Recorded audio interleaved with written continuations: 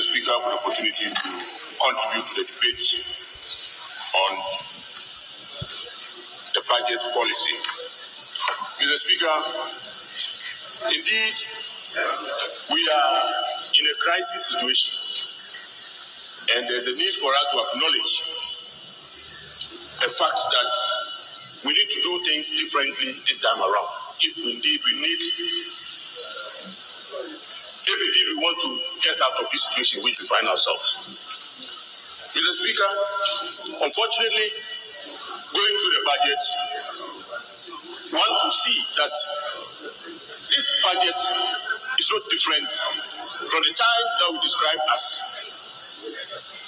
time that we had very good economic indicators. We still have a situation where uncompleted projects are being left behind and new ones are being started. Mr. Speaker, we have a situation where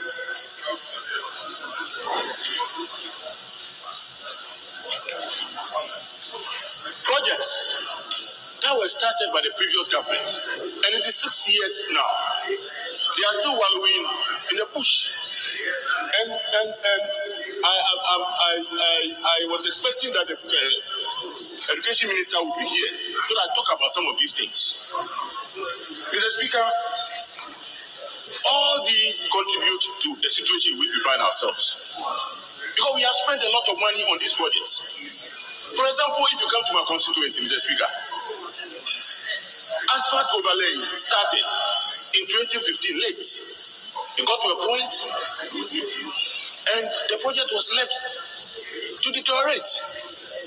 We've spent money, taxpayers' money.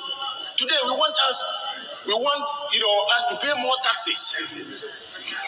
Mr. Speaker, collecting the money is not that easy. Paying is also not easy. We spend a lot of money to collect revenue. And in the end, we end up wasting the money.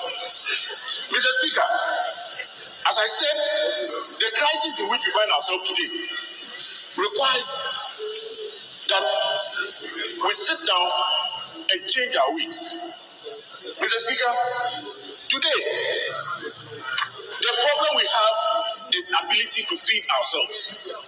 I listened to the Minister for Environment, and he indicated what the CSR and their allied institutions have done in terms of developing products. But Mr. Speaker, if you go through this budget, you realize that in spite of the efforts of these institutions, they are inadequately resourced. The standard that we ourselves have subscribed to, that at least every year, when it comes to research and development, we should be spending a minimum of 1% of our GDP. Today, as I speak to you, Mr. Speaker, Ghana's contribution towards research and development is less than 1%. It's about 0.05. And that is the reason why today, Mr. Speaker, if you go to our research institutions, you find research scientists well trained but have nothing, to work with. Some of them have to dip their hands in their own pockets because within the research institution, if you don't publish, you will not be promoted, and nobody wants to stay at one position for a very long time. And because of that, most of our research, projects are sponsored from outside. And at the end of it, they answer or they solve the problems of, the financiers. And that, Mr. Speaker, is not helping in our forward march towards the deployment of science, technology, and innovation. Mr. Speaker, coupled with that is the issue about climate and its, consequential effects on our development. Mr. Speaker, today, the issue about climate is cross-cutting. Apart from deforestation, its effect on our farmlands and whatever, Mr. Speaker, because of increasing in temperatures. Today, diseases that we have struggled to eliminate are now coming back. When you go to the Mediterranean areas today, Mr. Speaker, they are having to battle now with malaria because temperatures have become conducive for mosquitoes to grow in those areas. Mr. Speaker, if you come to the coast, I'm sure by last year, August, the Minister for Fisheries, closed down fishing for a certain period in an attempt to allow the fishes to spawn. But Mr. Speaker, you ask yourself, which areas, where along the coast that these fishes spawn? When you move along, the fishes they spawn in the lagoons. Mr. Speaker, today I don't think that we have any lagoon that can take aquatic life in this country. And it's all because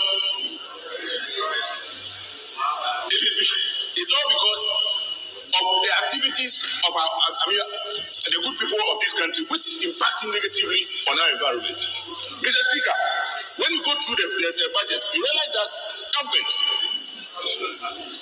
has come with some policies, some of them emanating from the recent meeting in Egypt.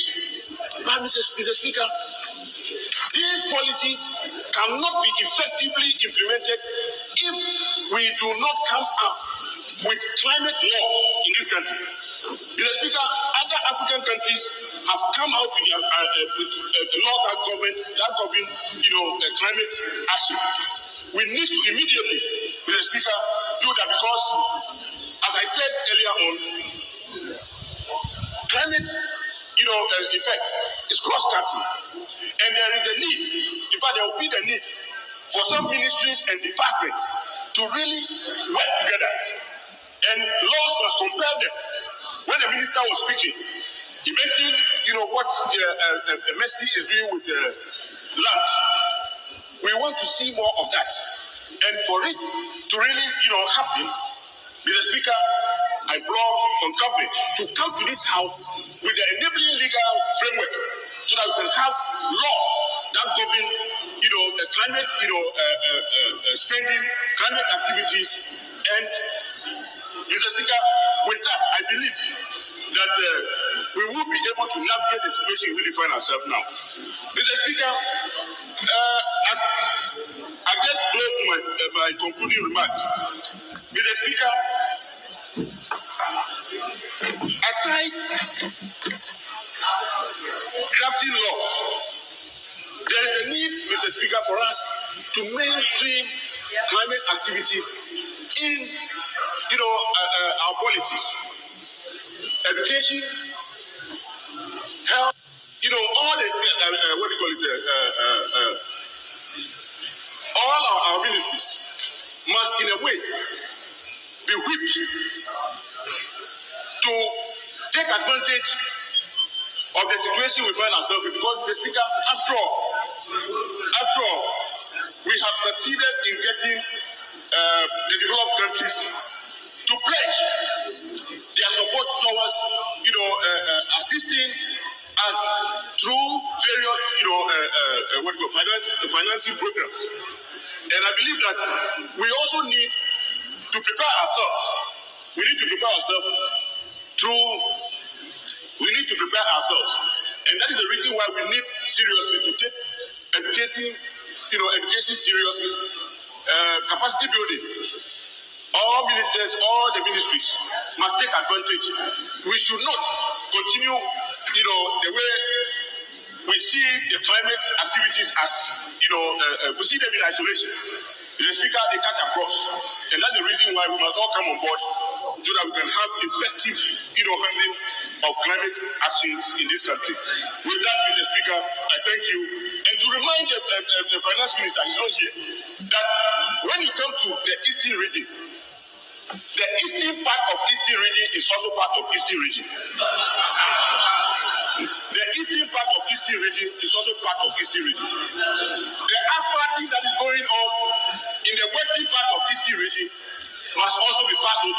eastern part of the eastern region. Because our roads are bad. Recently, when we went to go, on our way back, some of our colleagues, were involved in accidents. So we were trying to dot potholes. And that's, we were lucky we did not have, any serious, yes, but their vehicles were completely destroyed. So, Mr. Speaker, that is why, unfortunately, the finance minister has left. But, thank you very much. Thank you very much. Mr. Speaker, as I said, the eastern part of the eastern region is also part of the eastern region. Therefore, the minister or the president of the Republic of Ghana should, when it comes to asphalting of road, shouldn't be looking at only Suhum, Ejinam, Kwabe, the JB areas. The Krobos and the Krobo areas are also in the eastern region, Mr. Speaker. Thank you very much.